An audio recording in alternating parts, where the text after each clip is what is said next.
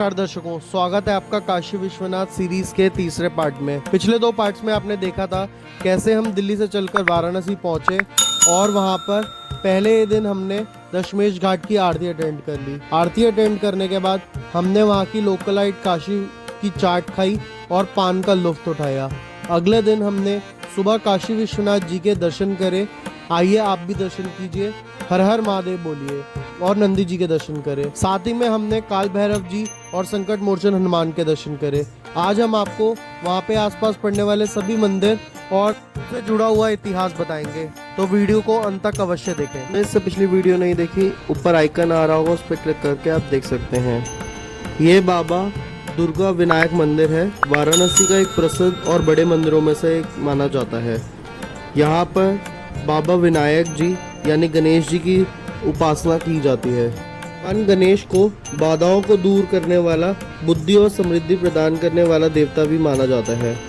भगत कोई भी नए काम शुरू करने से पहले भगवान गणेश की उपासना अवश्य करते हैं। यहाँ भगवान गणेश अपनी दोनों बीवियों के साथ रिद्धि सिद्धि के साथ विराजमान है। आप दोनों के दर्शन कर सकते हैं। यहाँ पे उनका मूषक भी है जिसके कान में लोग अपनी अर्जियां लगाते हैं और माना जाता है इनके कान में बोले हुई सभी अर्जियां भगवान गणेश तक पहुंच जाती हैं और वह सारी मनोकामनाओं को पूर्ण करते हैं। मंदिर का वातावरण इतना शुद्धमय था और गणेश जी के मंत्र का उच्चारण हो रहा था कि मन मानो उन्हीं में विलीन हो रखा था। हम तो थोड़ी देर यहाँ पे बैठकर चौंकी भरकर उसके बाद ही मंदिर से बाहर गए और आप भी दर्शन कीजिए गणेश जी के। कितने ही सुंदर और पावन दर्शन हो रहे हैं यहाँ पे गणेश जी के। यह तालाब दुर्गा मंदिर और गणेश मंदिर दोनों के साथ साथ में पड़ता है। एक कोने में दुर्गा मंदिर, दूसरे कोने में विनायक मंदिर पड़ता है। अब हम चल पड़े हैं दुर्गा मंदिर की तरफ। आइए दुर्गा मंदिर से जुड़ी हुई कुछ विशेष कहानी के बारे में आपको बताता हूँ। यह मंदिर दुर्गा माता को समर्पित है और एक पवित्र धार्मिक स्थल है जो आदिशक्ति का स्वरूप मानी जाती है। दुर्गा देवी को शक्ति, साहस और संरक्षण की देवी माना जाता है। आदिशक्ति का अर्थ है मूल शक्ति और उन्हें संपूर्ण सृष्टि का रक्षक माना जाता है। इतने में हम पहुंच गए माँ के दरबार। ये रहा मंदिर का मुख्य द्वार। यहीं से एंटर होकर हम मंदिर के अंदर जाएंगे और दर्शन करेंगे। मंदिर के ठीक साथ में एक कुंड पड़ता है जिसका नाम माता के नाम पर ही है, यानी दुर्गा कुंड। इस मंदिर का निर्माण 18वीं शताब्दी में हुआ था, जो कि बंगाल की महारानी ने करवाया था। यह मंदिर और यह कुंड पहले गंगा घाट के काफ़ी नज़दीक होता था। पानी का जलस्तर कम होने के कारण अब यह मंदिर और यह कुंड काफ़ी दूर चला गया है घाट से।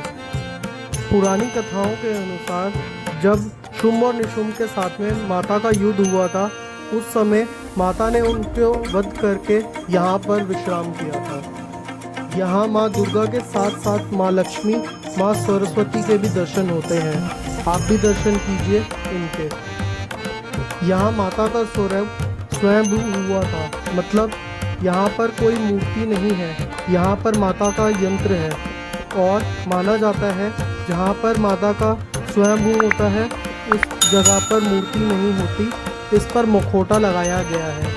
तो आप भी दर्शन कीजिए और कमेंट बॉक्स में जय माता दी अवश्य लिखिएगा। जब आप मंदिर के परिक्रमा मार्ग पर आएंगे तब आपको बाबा रुद्र भैरव जी के दर्शन होंगे। वहाँ शक्ति है, वहाँ शिव तो होंगे ही।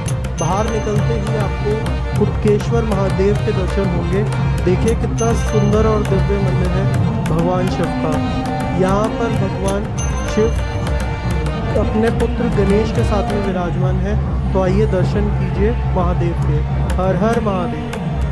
मंदिर बहुत ही सुंदर बनाया गया है और तकरीबन ज़मीन से 2-3 सीढ़ियाँ नीचे उतर के बनाया गया है। यहाँ पर मंदिर से बाहर निकल के एक छोटी सी मार्केट आती है जहाँ पर आपको तरह तरह का सामान अपने घर ले जाने के लिए और बच्चों को वितरण करने के लिए भी मिल जाता है। अब आपको लेके चलते हैं तुलसी मानस मंदिर। वीडियो में अंत तक बने रहें और आपको पता चलेगा तुलसीदास जी ने यहीं पर अपनी रामायण की कथा लिखी थी। ये मंदिर भगवान राम को समर्पित है और माना जाता है यहाँ पे तुलसीदास जी ने रामचरितमानस लिखी थी। इस मंदिर का निर्माण 1964 में किया गया था। सावन के शुभ पर्व पे या फिर रामनवमी पे यहाँ पर बड़े मेले का आयोजन होता है और यहाँ पर सुंदर सुंदर मूर्तियों के साथ में साज सजावट की जाती है। देखिए जैसे ये हनुमान जी ही हैं, कितने सुंदर लग रहे थे। अंदर सुंदर झांकियों के साथ में यह मंदिर सजाया गया है। यहाँ की दीवारों पर आज भी रामचरितमानस लिखी हुई है, आप देख सकते हैं। मंदिर में एक तरफ जो है तुलसीदास जी का भी एक आर्टिफैक्ट लगाया गया है, जो कि रामचरितमानस पढ़ते हुए और लिखते हुए दिखाई देंगे आपको। यहाँ की दीवारों पे रामचरितमानस के श्लोकों का वर्णन है, जिनको कि पढ़ के आप अपने पूर्व काल में गुम हो जाएंगे, जिनमें आपको रामचरितमानस के दर्शन होंगे। यहाँ पर अन्नपूर्णा माता के दर्शन होंगे, आपको राम दरबार के दर्शन होंगे, जहाँ पे माता सीता, लक्ष्मण जी, राम जी और हनुमान जी भी आपको दर्शन देंगे और नारायण जी और लक्ष्मी माता के भी आपको दर्शन होंगे। यहाँ पर तुलसीदास जी ने रामचरितमानस लिखी थी, तो यह है आध्यात्मिक और सांस्कृतिक दृष्टि से भी महत्वपूर्ण बनाता है। आइए आपको लेके चलते हैं अब त्रिदेव मंदिर पे। त्रिदेव मंदिर तुलसी मानस मंदिर से हार्डली 300 मीटर की दूरी पर ही है, तो आप यहाँ पे पैदल भी दर्शन करने के लिए जा सकते हैं। जो आप मेरे पीछे मंदिर का गेट देख रहे हैं, ये त्रिदेव मंदिर का है। आइए आपको लेके चलते हैं मंदिर के अंदर। मंदिर में एंटर होते ही आपको बहुत ही पॉजिटिव वाइब्स आएंगी। यहाँ पर आपको सालासर बालाजी, जो कि राजस्थान में है, उनके आपको दर्शन होंगे। फिर आपको दर्शन होंगे रानी सती माता के, यह भी राजस्थान के चुरू डिस्ट्रिक्ट में पड़ता है, जिसके दर्शन आप यहाँ पर भी कर सकते हैं। आपको दर्शन होंगे श्याम बाबा के, जो कि ठीक वैसे ही बनाया गया है जैसे कि खाटू में श्याम बाबा के दर्शन होते हैं, ठीक वैसा ही यहाँ पे भी दरबार सुंदर सजाया गया है। आप भी दर्शन कीजिए। The next day. तीसरा दिन, आज हमने फिर से काशी विश्वनाथ जी के दर्शन करने के लिए निकल पड़े थे और हमने आज सुगम दर्शन से काशी विश्वनाथ जी के दर्शन करे।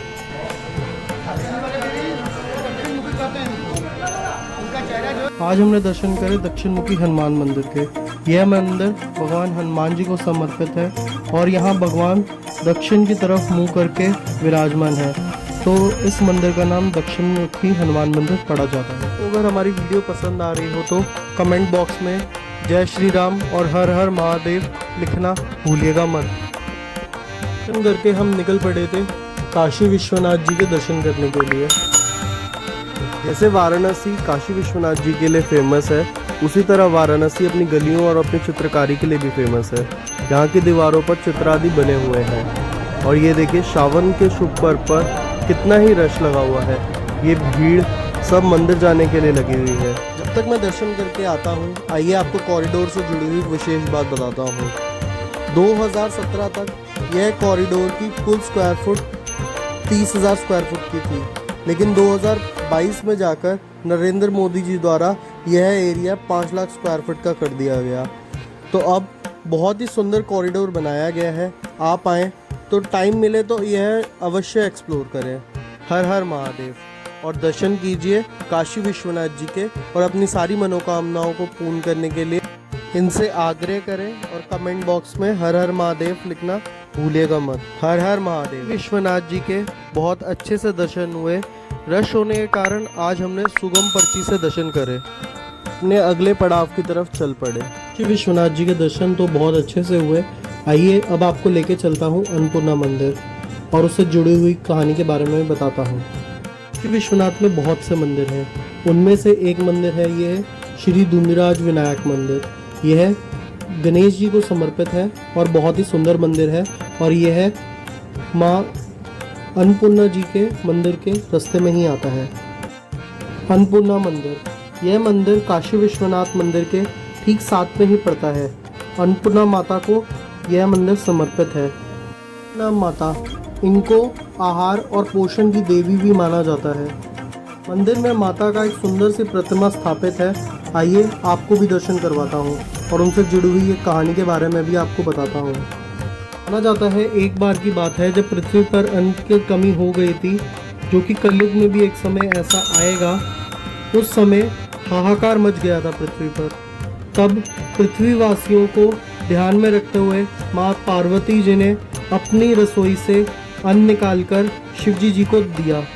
शिवजी जी ने कृपा दिखाई और यह अन्न यहाँ के निवासियों को प्रदान किया। उन्होंने यह अन्न का जुताई करी और अन्न से अन्न बढ़ाकर सभी लोगों का पेट भरा।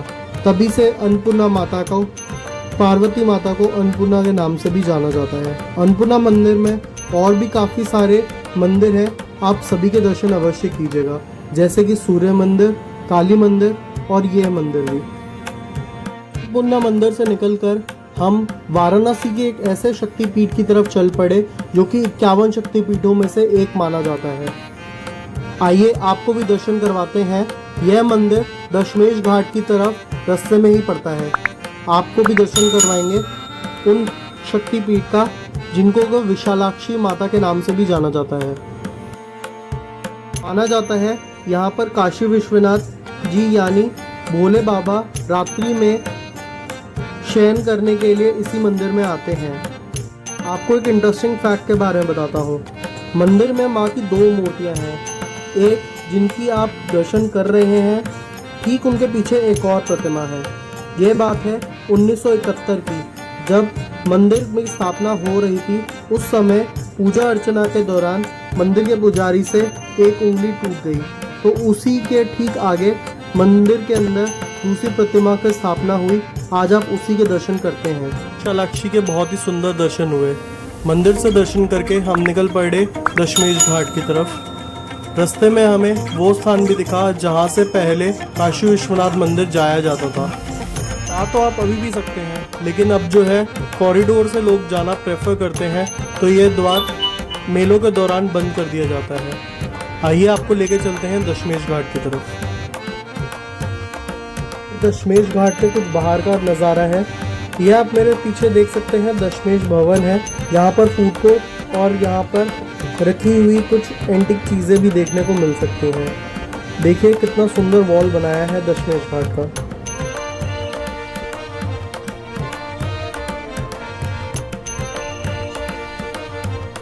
उनका तो शुभ पर चल ही रहा था और जल स्तर बढ़ने के कारण गंगा का दशमेश घाट डूब चुका था। आप देख ही सकते हैं गंगा मंदिर की सीढ़ियों तक पानी आ चुका है और कहाँ नाव चलती थी, कहाँ तक अब पानी आ चुका है। हम दशमेश घाट को ज़्यादा एक्सप्लोर कर ही नहीं पाए और हम निकल पड़े अपने अगले पड़ाव यानी अयोध्या की तरफ। आइए आपको अपनी नेक्स्ट सीरीज़ में, नेक्स्ट ट्रैवल व्लॉग में आपको दर्शन करवाएंगे अयोध्या जी के। आशा करते हैं आपको हमारी यह सीरीज़ पसंद आई होगी, तो लाइक सब्सक्राइब करना भूलिएगा मत और कमेंट बॉक्स में जय श्री राम और ओम नमः शिवाय अवश्य लिखेगा और उनके साथ, सभी के साथ शेयर कीजिए वीडियो जिनके साथ आप काशी विश्वनाथ और अयोध्या धाम आना चाहते हैं। जय श्री राम, ओम नमः शिवाय।